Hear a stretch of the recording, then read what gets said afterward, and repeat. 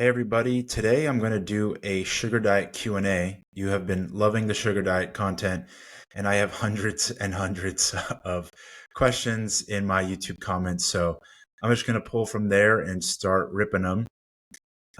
First question is from Real Reels Academy. Curious what you think of the autogenous approach where he says fat loss shouldn't actually be the initial goal and you should actually gain some fat to protect the body from stored toxins. So this is a reference to Autogenous Vonderplanitz, who I have spoken about in the past. He invented the primal diet, which I did a number of years ago. It is a fully raw diet that is mostly based in raw meat, organs, raw milk, eggs, some fruit, green juices. It's a pretty strange diet. It's probably one of the only well-known raw diets that's animal-based, meat-based. Um, yeah, he did say that you should get fat to protect yourself from toxins. And what I did was, is I got fat and then I just like stayed fat. It became very hard to lose the weight.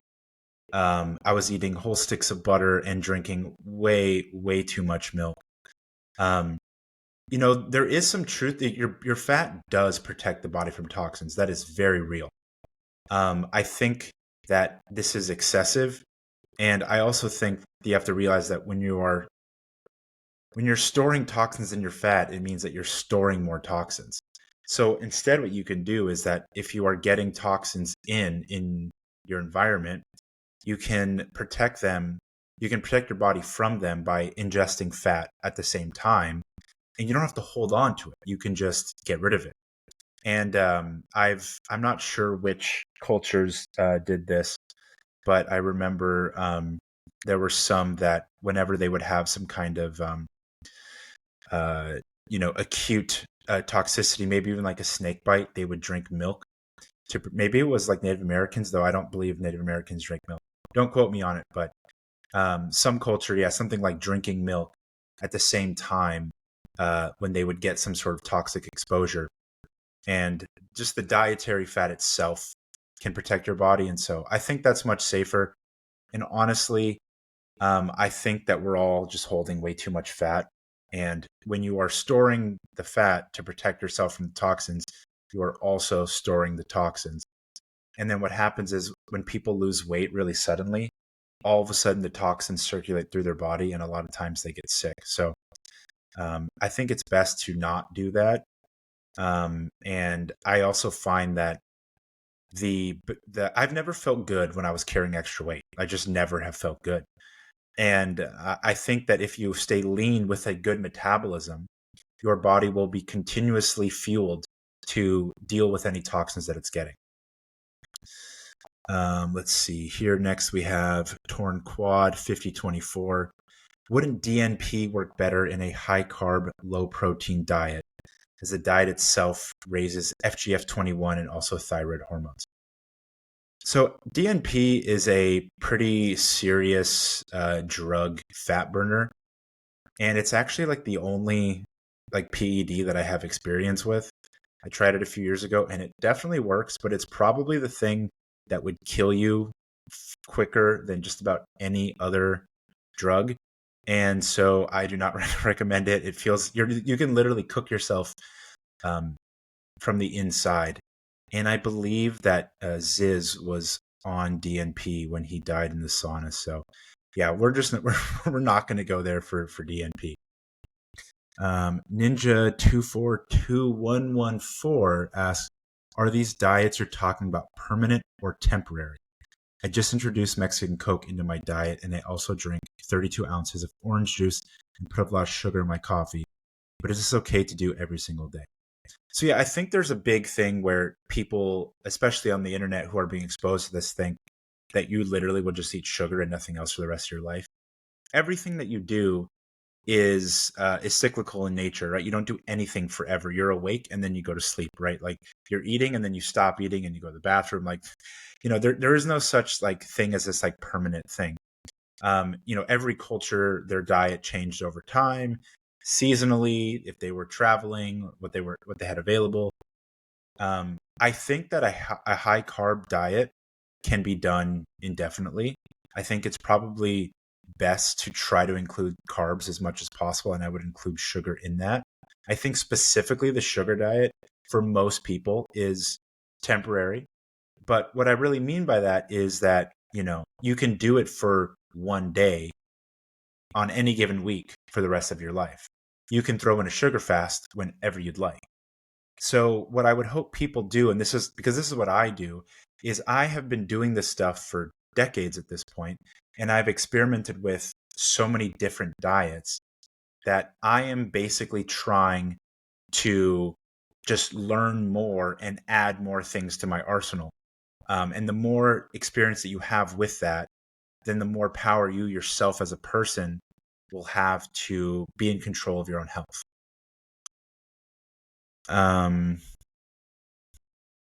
You have a lot of people who kind of like to say that, this is a fad or this is nothing special.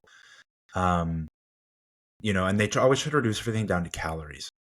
And it's not that calories don't exist. It's not that calories don't matter. I just don't think it's the focus. It's not the point. Your body is way more complicated than a single equation that is calories in, calories out.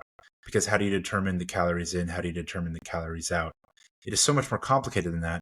And what instead we can do, if we can focus on the body and on metabolism, we can get our body to give us the results that we want in a more effective way. It doesn't mean you can't track stuff. I always think data is important, because if you find yourself eating all of this food, and you want to know what's happening, then a great way to keep up with that is to go back and look at what you've done in the past and see how your body responds to it. I do find that people get a little bit too obsessive over it, and it kind of leads them to usually, how do I put this? They focus too much on restricting their calories because that's what they've thought to do forever. Alec Fortescue, if I pronounced that right, asks, at which point do I learn what is and how to do honey diet? So honey diet, sugar diet are these two very simple diets that have gotten popular recently. And the similarity is that both of them have you consume nothing but fruits and sugars during the day, and at which point you eat a variety of dinners. But the major point is it's basically like intermittent fasting with sugar. So instead of fasting, you just consume sweet fruits, sugar. You could eat candy and soda, but the focus is on fruit juice, and sugar. And you just do that all day, whether or not you want to eat breakfast and lunch or whether you like to snack. If you want to consume something during the day, you do that. And the sugar is designed to keep your metabolism running at a high level, and so we don't get this metabolic downturn.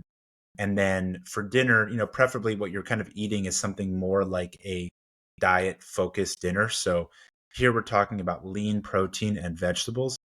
We want to keep the starch down. Starch seems to stall weight loss for many people, especially if you are insulin resistant. And since most people listening to this are insulin resistant, and the people who have the most weight to lose are insulin resistant, that they will find that it is easier and better to keep the starch out. Let's see what else we have here. Is it okay to break this sugar thing a little bit earlier, at 3 or 4 p.m.? Earlier than 3 or 4 p.m. at 1 or 2 p.m. I get up at 7 and eat fruit juice, and sugar till 1, and I like to have some lunch. Not a fan of honey, though. I hear often mentioned gelatin. Which gelatin is it, and in what form? I'm in Europe, and the only gelatin I know of is in the one sold for baking cakes and sweets in powders or leaves. How do you use it? So yeah, realistically, you can stop the sugar period whenever you'd like. And that's why some people just do what's called fruit till noon. These are all very similar ideas, that it's just about breaking up the day into, like I said, it's intermittent fasting, but with fruit and sugar. And the question is, how far do you want to take that? You will get more fat loss if you push the window further, because a big part of it is we are specifically avoiding protein. By avoiding protein, we are going to stimulate the hormone FGF21 to be released by the liver. And it requires an absence of protein to do that, as well as an abundance of sugar will also help trigger that, as well as the abundance of sugar is going to increase your metabolic rate. And so that's kind of where we're getting the win there on both ends. You do not have to eat honey. A lot of people think that the honey diet means you eat nothing but honey. A lot of people think that the sugar diet means you eat nothing but sugar. When in actuality, we're not talking about the foods honey and the food sugar, though those are both great options here. We're talking about sugary foods. And so fruit juice, and sugar, white sugar, honey, maple syrup, molasses, all things like that work. As far as the gelatin goes, beef or pork gelatin would be fine because the amino acids in gelatin are not complete proteins, and they do not have methionine or isoleucine, and they do not trigger mTOR or shut off FGF21. And so you can take gelatin and add it to your foods. It comes in a powder, and you can pour it, you can cook up ground meat and add gelatin to the meat. You could make burger patties and add it. You can also make like Jell-O. So you can just take gelatin, some water, some fruit juice, and sugar, and cook it, and then put it in the fridge, and you have homemade Jell-O. And it's a nice snack. It's tasty. Gelatin is a very healthy protein, but like I said, it's not a complete protein. It doesn't build muscle, and it does not shut off the FGF21 hormone. Next question is, what may be the optimal diet macro profile in fruits and veggies with some moderate lean protein thrown in? Yeah, again, we're not really looking for a specific macro profile, but what's going to end up happening is you're going to be usually above 90% of your calories from carbohydrates, and most of that is going to be sugar. So if you eat all of your food during the day from fruits and sugars, and you can include veggies there too if you'd like, and then have lean protein and some veggies for dinner, you're going to want to keep your daily fat intake below 30 grams. Even then, that's probably on the higher side. But again, it's like you are going to get trace fats from even just fruit. Like, I've been tracking occasionally because I'm curious to see, one, if I'm getting enough food, but you kind of want to learn more about what your food selection is. And like even, orange juice has trace fat in it. Now it's very, very little, but if you eat a whole ton of fruit throughout the day, a little bit of that builds up. And so you have to watch how much is in your meat. Now, normally a protein that I pick for dinner is not going to have more than 5 to 10 grams total for maybe like a pound of meat, whether it be seafood or fish, or chicken breast, or a very, very lean red meat. And then, I don't cook anything in over. I think one of the biggest things is it's probably even more important to not use any overt fats, no cooking oils, no dressings, things like that. CCC Matthew says, I read that FGF21 is detrimental for hair. Any thoughts? I have not seen that, but I'm sure it's possible, in a way. So a lot of people are talking about this hormone, and they're debating whether or not it could be considered a stress hormone. I don't know if that's true. I mean, it might be kind of released in a certain type of scenario that we are kind of calling a stress response. But what I would say is FGF21, if you look at all the studies, pretty clearly is associated with longevity. Like it's almost just like so objectively good. And a lot of the studies that used to talk about caloric restriction that help longevity, it seems like a big part of that was specifically limiting protein. And I know a lot of people, it's very weird because like if you're in the health world and talking about diets, you've been hearing how good protein is all the time. And it seems like protein is extremely important during growing phases. So basically at childhood. And then at a certain point, it doesn't seem to be as important to have all the time. And so if you give your body periods, you're doing this cyclical higher protein, lower protein, higher protein, lower protein. That seems to be a lot healthier long term. So is it detrimental for hair? I don't know. What I will say is that it seems like, and again, this is just kind of anecdotal. If you look at the high carb vegans, the fruitarian types versus carnivore keto types, it seems like the keto carnivores are a lot more bald than the high carb vegans. And the keto carnivore type people are going to not really have any FGF21 because they eat meat all day. And the vegans are going to have quite a bit because they eat very little protein.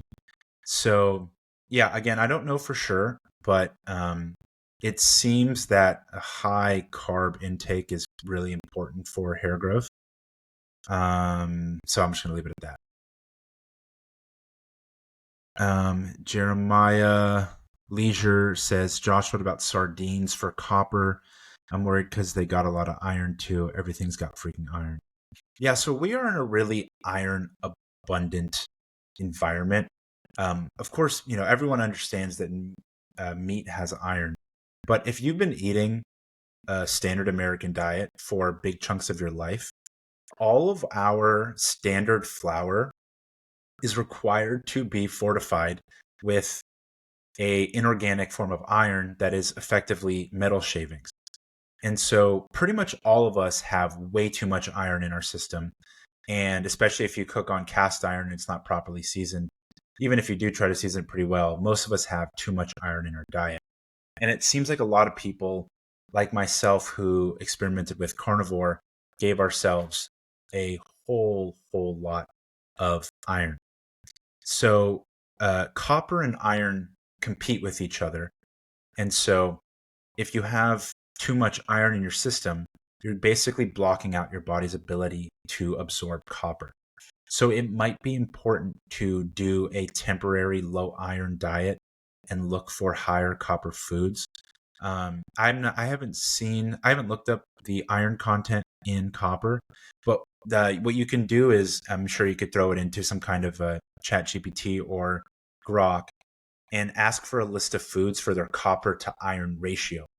And, because if you find a food that's really high in copper and it's just as high in iron, you're not really getting all of that copper because the iron in it's going to compete for it. So what I will say is that shrimp is a great food that is high in copper and low in iron. Klep asks, does half the sucrose, which is fructose, cause liver issues in high quantities? So this is the really interesting thing, because people have sort of believed that fructose, because fructose goes straight to the liver and is metabolized by the liver, that causes these heavy liver issues and non-alcoholic fatty liver disease. But what's interesting, and this comes back to the FGF21 thing, when the liver itself sees an overabundance of calories, and especially way more calories than the rest of your body sees, that is when FGF21 wants to get triggered. So if you're eating a low protein diet that is very high in fructose, what your liver is going to do is your liver is going to upregulate its own metabolism, and it's going to become even better at handling nutrients. So I think there's still some stuff to be fleshed out here. If you go listen to the most recent Anabology podcast video, you can find it here on YouTube. He does talk about what to do and how to approach this type of diet if you already have fatty liver disease. And I think that's very different than if you don't have it, you're concerned about getting it. So maybe you want to lose weight first. If you already have fatty liver, maybe you'd want to lose weight first and then try it. I don't know. This is just going to be, again, another one of those things where you're going to have to do a lot of your own research. But it seems like there is a lot of evidence that the liver, FGF21, is a part of the liver protecting itself from getting an abundance of fructose specifically. And again, remember, sucrose is 50% fructose, 50% glucose. And so one of the reasons why sugar itself is so good for the fat loss is because of the fructose content in there. Let's see. Next question. What about insulin resistance, HbA1c, and triglycerides, and subsequent arterial plaquing on a sugar diet? So yeah, again, as far as insulin resistance goes, this seems to be the biggest key for this diet because protein increases insulin resistance. Fat increases insulin resistance. Sugar increases insulin sensitivity. And so this seems to be one of the major parts of this diet. If you listen to the high carb vegans, if you go listen to Dirty and Ryder, if you listen to Nutrition by Victoria, there's kind of a lot of talk about how basically eating a pure carb diet is the fastest way to fix insulin resistance. And what I think the sugar diet is doing specifically, and this is where it diverges from the high carb vegans, in addition to the fact that it is, of course, not vegan, is the fact that the focus on sugar over starch. Because glucose requires insulin, but fructose doesn't. Remember, we were talking about the liver. Fructose doesn't require insulin to be processed. And so if you eat more fructose relevant to glucose, it seems like that is both the way to improve your insulin sensitivity while also keeping your weight down and losing weight. Whereas some people report that if they eat starch, their weight loss stalls. And some people will even say that if they eat starch, they gain weight. And that is because they still have insulin resistance, and the glucose that they're consuming from starch, and remember, starch is pure glucose, is going to contribute to weight gain versus versus sucrose, which is half fructose, half glucose. Even though there is still glucose there, the level of fructose in it, which again is half and half, seems to kind of process all of it much I because again, it does not require insulin. As far as the HbA1c and triglycerides and arterial plaquing, I am not a doctor and I do not try to present myself as an overly scientific person. And so I would say I don't understand enough about those. And to go to these other channels. Like I said, Nutrition by Victoria is really good because she has a degree and she's like a professional diet coach. And again, she has a really good science background to talk about that. But it seems like I know people have been reporting that these numbers are going down on these high sugar diets. Daniel Hughes asks, does it matter if you have a fatty cut of meat in the evening as long as the total fat for the day is 30 grams or under? Yeah, again, it's like you can fit that in just fine. And if you want faster results, you would want a leaner cut of meat. And so what you're kind of doing is you're taking every day as it is and kind of titrating the amount of these foods that are maybe like, let's call everything that's not sugar is basically the foods that you're cycling around, right? So you're going to eat sugar every day.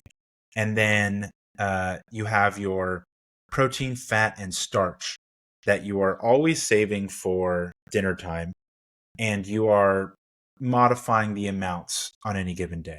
So yeah, I've said many times, I try to tell people that if you want a fattier meat, then have fewer carbs in your dinner.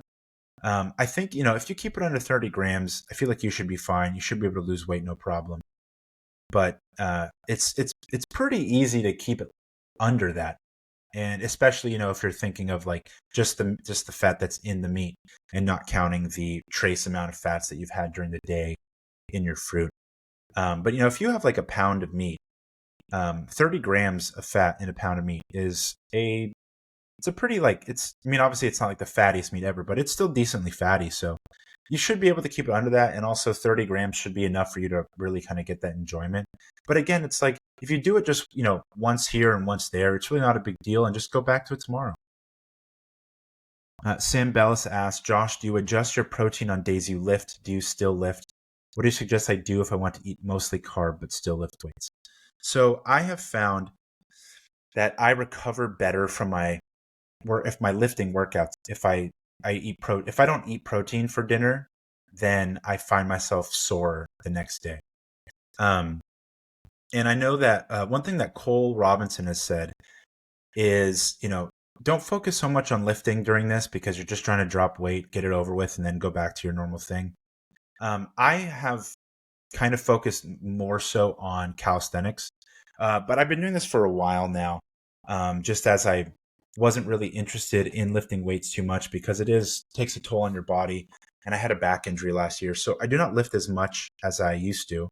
I do an occasional, more traditional lifting day where I'll do bench press and I'll do overhead press and I'll do some squats.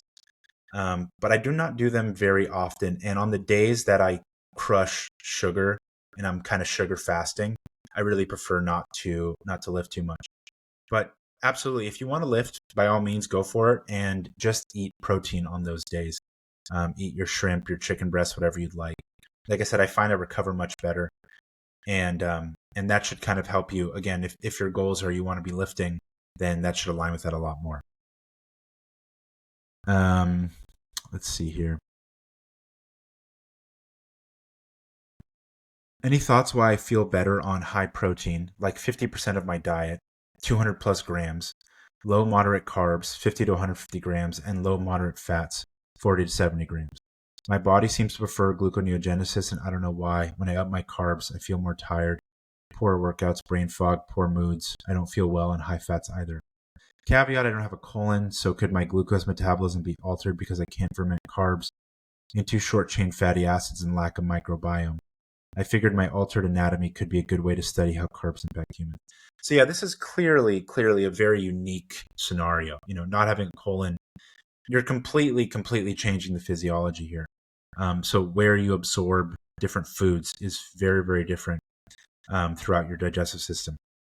The diet that you described is going to be a very stressful diet on the system because you're not getting substantial carbs and you're not getting substantial fats. You're kind of just perennially in this high stress environment. And the reason why you feel better is because the stress hormones feel good. That's why they're there. They're there to help you when you're not really getting enough fuel. So this doesn't sound very sustainable, but based on the fact that you do not have a colon, you're dealing with a very unique scenario. And that's something that I would have to look a lot more into to give, specific advice on that. But, again, it's like you might feel better and it might feel better just because you're doing something that's causing stress and there would be a better option. Or it might be that with your specific anatomy, you just don't really have a lot of options. And that's kind of what you just need to do. So yeah, I would look more into that and, see how, both do research on what nutrients you're missing by not having a colon. And then also, again, you're going to have to experiment. But I would just understand that there's this framework of just like people feel good on keto where they go, oh man, I have great focus. It's like, yeah, your body is pumping adrenaline and cortisol to make glucose from gluconeogenesis because you're not eating any. And so it's very possible that there might be a much better way for you to do this.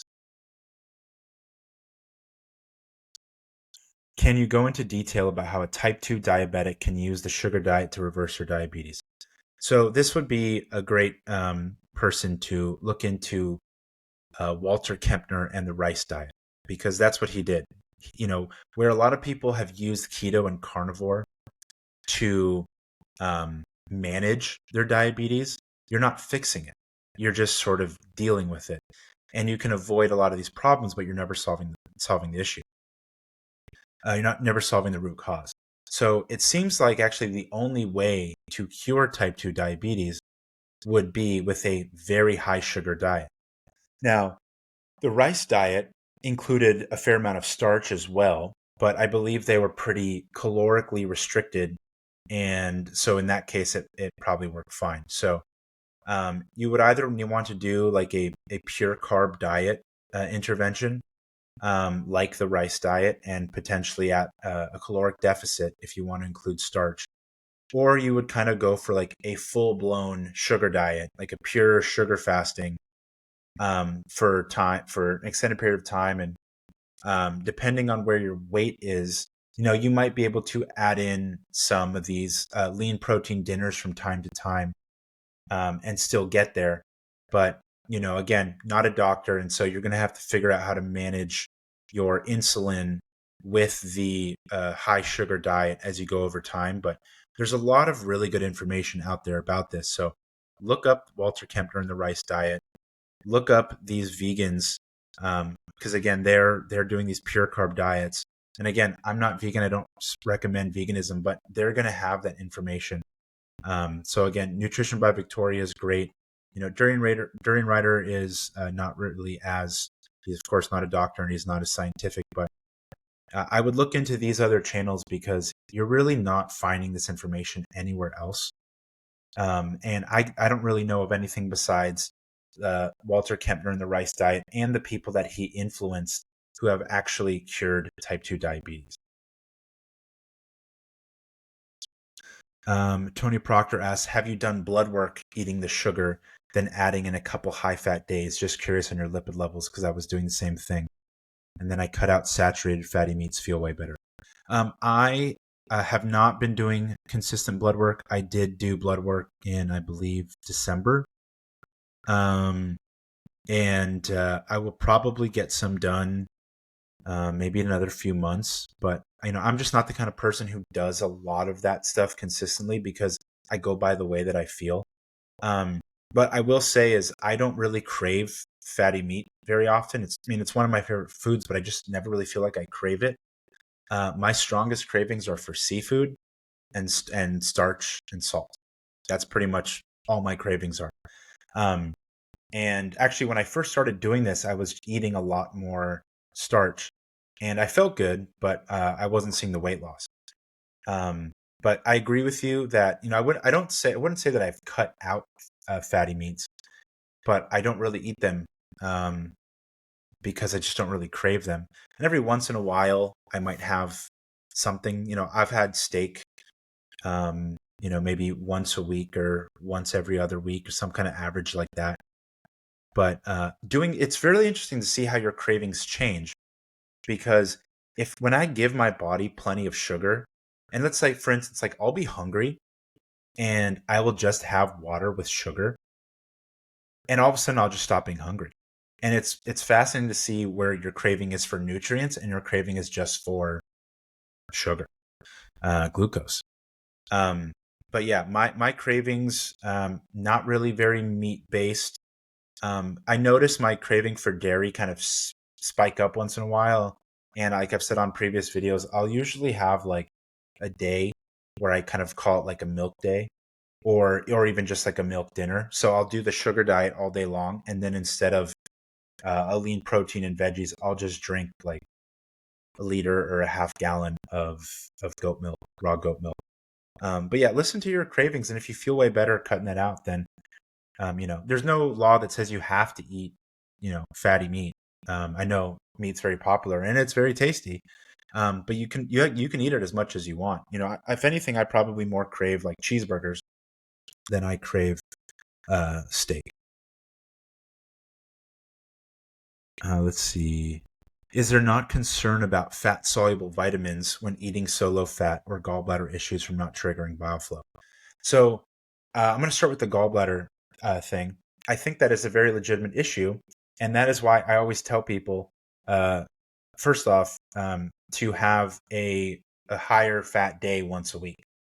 So once a week, eat fattier meat, eat eggs, drink milk, have cheese.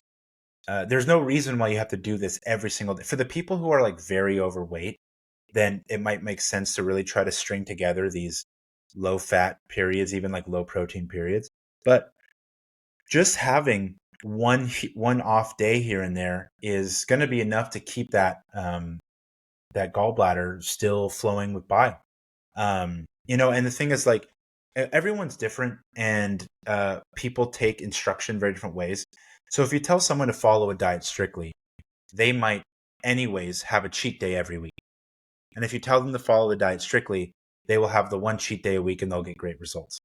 But if that person is a person who doesn't follow things strictly, and then you tell them to make sure you get in a fattier day or let yourself have a cheat day, then that leads to like 3-4 days a week, which are like not very good.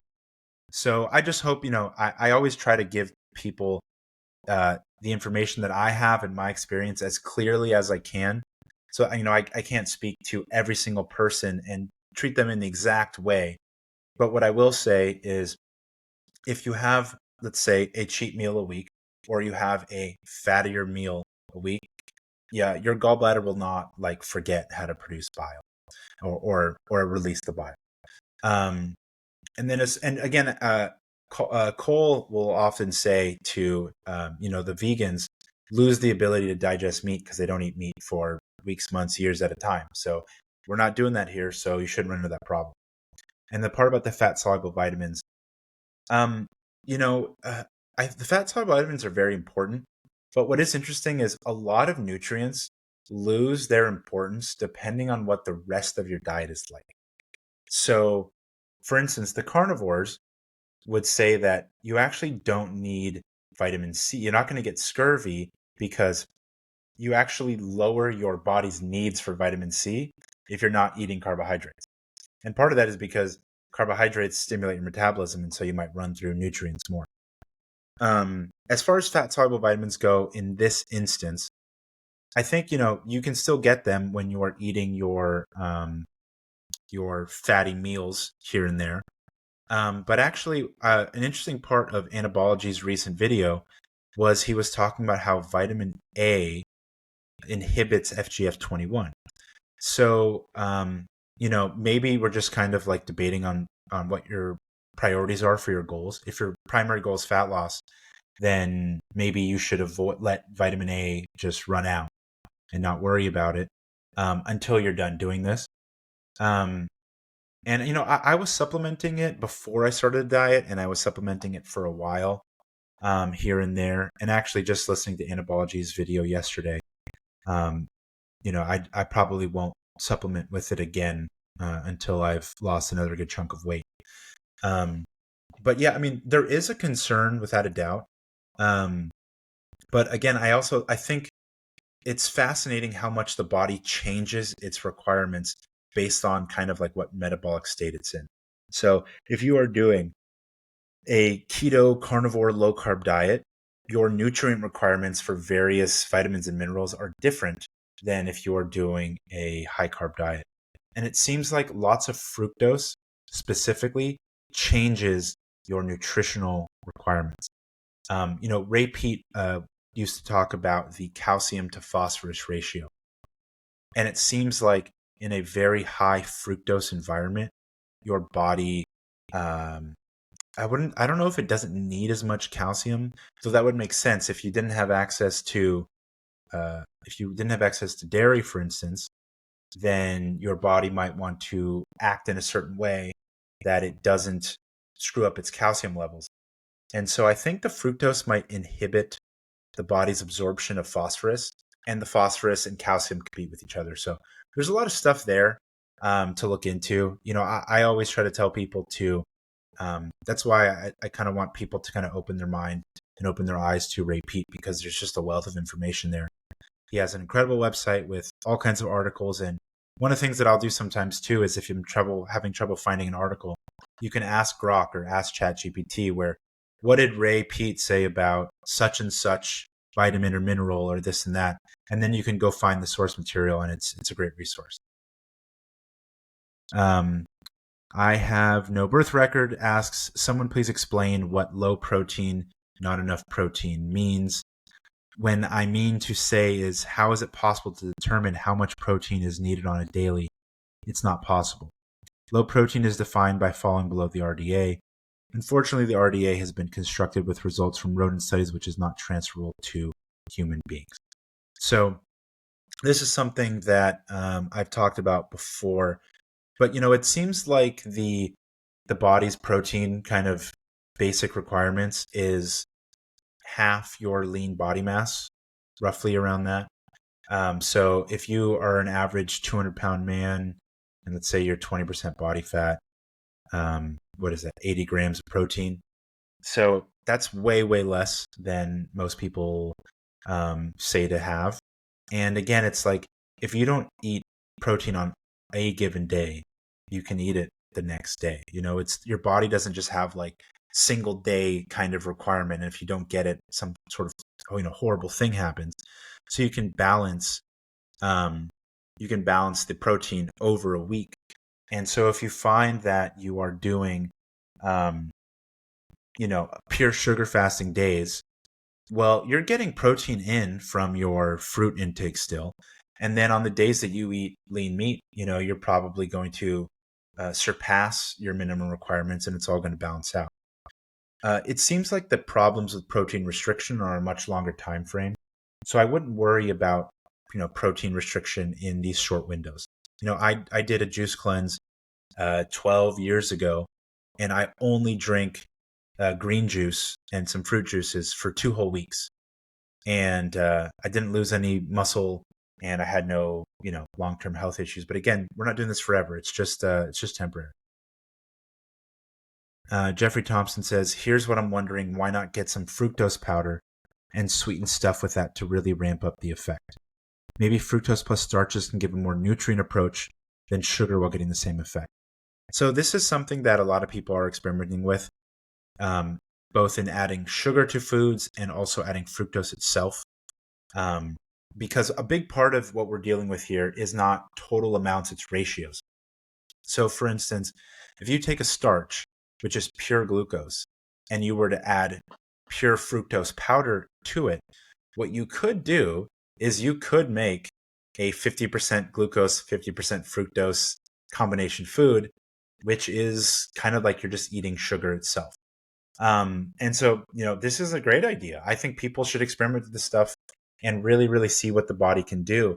What I have noticed is there's a difference the way that my body responds to different fructose and glucose ratios, as well as the amount of protein that's in the food. So if you drink orange juice, for instance, you're going to get, you're going to be biased towards the fructose side, but there is a little bit of protein in there. And so I've noticed that if I consume orange juice, I don't get the same metabolic effect. It's kind of a feeling that you can get than when I just drink sugar water, for instance. So the starches are more likely to have potentially a protein in them. White rice has non-insignificant amounts of protein. Potatoes have protein. So you can absolutely experiment with this and get amazing results. So try all this kind of stuff out. With all these questions that I get, I love the questions. A lot of times the way that I, have gotten the answer was I just tried this one thing and saw what happened.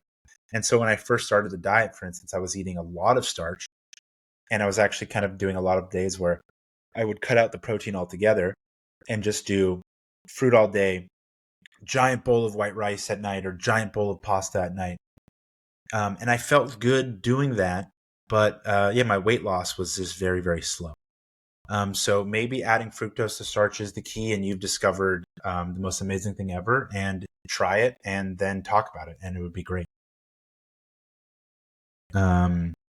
There's someone saying sugar is toxic. It's a fact. You ever know when someone's saying something is fact? Most of the time, they're probably wrong. They don't know what they're talking about. Aren't eggs a good source of micronutrients, vitamin A, and cholesterol? They are high in PUFA, but I don't think eating 2 eggs a day would have much of an impact in that regard. No, absolutely. Look, again, you can have eggs for dinner, and if you keep under 30 grams of protein, and I believe an egg is like 6 grams of fat, something like that. So you could have 2 eggs every night for dinner if you'd like, and you'd be getting the choline, and the choline is actually very, very important for how your liver handles fructose. So again, that's why I tell people, cycle in these foods. Yeah, like in many ways, I think maybe a better way to do this, as opposed to eating the sugar diet, sugar all day, and then lean protein and veggies at night, and do that every night, have more fluctuation in your diet, have more sugar fasting days, and then perhaps on your protein days, you can have a little bit more fat, because if you don't eat protein every day, you're going to lower your daily fat intake. And then if you do more pure sugar days and then have your protein days, which have a little bit more fat to them, it all balances out over the week. But you might get a better nutritional profile. So try it. Again, Anabology had that video where he says that, I think he says both vitamin A and cholesterol um, inhibit FGF21. But again, if you're just having it for dinner, I don't know. But experiment. See what happens. But you can absolutely have eggs from time to time. Like, there's no reason why you couldn't. And here's another question about eggs. Sorry, I keep yawning. It's a little later in the day, and I've been very active. I've already taken 27,000 steps today and burned over 4,000 calories. But I'm, let's see, today's Tuesday. I'm like, this is like my third, in the middle of my third straight day of a sugar fast. And I had so much energy all day. And I was I've just been crushing fruit and honey and all the sugary stuff that I did a bunch of stuff. But of course now I'm getting a little tired. Very active day. Long day on the bike. Went to the beach. And now I'm trying to crush through these questions. Brandon Dang says, I'm doing deli meats right now. What do you eat for lean protein? Any raw? Yeah, I love to eat raw protein for dinner. Raw fish, sushi. I usually cook my shrimp, but I've been actually having a lot of ceviche, especially when I go out. Deli meats is a great way to get super, super, super low fat protein. Sliced turkey breast.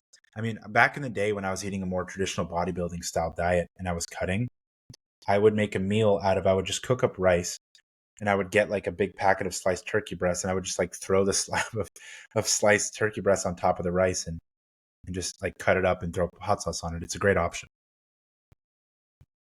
Glad to see you posting. By the way, how much did you lose on Coke diet? All I can tell is 7 pounds in a week, but I think you did it longer than a week. So yeah, I did.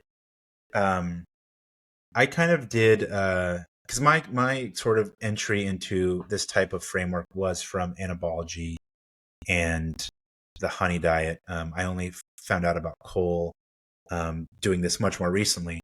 And so I was doing this Coke thing just kind of on my own sort of idea. And I don't really remember how I came to it. I think I was cutting back on my coffee intake because I was finding that it was kind of making me feel a little jittery. And I've found that Coke has the perfect balance of sugar and caffeine together where it like sustains itself. So I started the Coke diet, I think it was like December 29th. And I did that until like January 15th, 16th. So like two and a half weeks, something like that. And I lost, I think I lost about like 10, 12 pounds. Which was one of the crazier things I've ever experienced. And I think it is a great, absolutely incredible proof that pure sugar is much, much better for fat loss than even fruit. Now, that doesn't mean that I recommend doing it because it is very nutritionally deficient diet. And not only that, but because you're not getting anything during the day besides just like pure sugar, you are a lot more on edge, with the caffeine and just the pure sugar. I would still eat a little bit of fruit during the day, but it was like the Coke just got me so revved up that my metabolism, in a way, like, well, I don't know how I'd frame this. It's like I couldn't keep up with the Coke, which was great for fat loss. But what ended up happening was I think it wore me out too much.